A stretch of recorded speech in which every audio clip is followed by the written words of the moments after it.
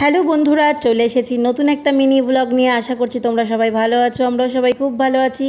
তো পয়লা বৈশাখের দিন দুজনে মিলে বেরিয়ে পড়েছিলাম একটু খাওয়া দাওয়া করবো বলে। আজকের দিনটা একটু খাওয়া দাওয়া না করলে হয় বলো? তো চলে এসেছিলাম আগের দিন যে ধাবাটার থেকে খেয়েছিলাম, তো সেখানেই। আর এখানে কিন্তু প্রচুর পরিমাণে ভিড় হয়, কারণ খাবারগুলো কিন্তু ভীষণ টেস্টি। আমরা প্রায় সময় এখানে এসে খাওয়া দাওয়া করি।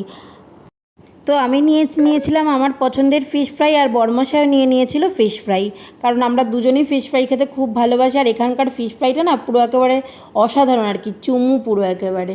তো দেখো বড়মশাই কত সুন্দর করে খাচ্ছে, দেখেও ভালো লাগছে। মানে এখন আমি ভয়েস ওভার দিচ্ছি আর আমার এখনই আবার দেখে লোভ লাগছে, আর কি বলবো। তো তারপরে নিয়েছিলাম লোটে ফ্রাই। আমি তো লোটে ফ্রাই খেতে খুব ভালোবাসি।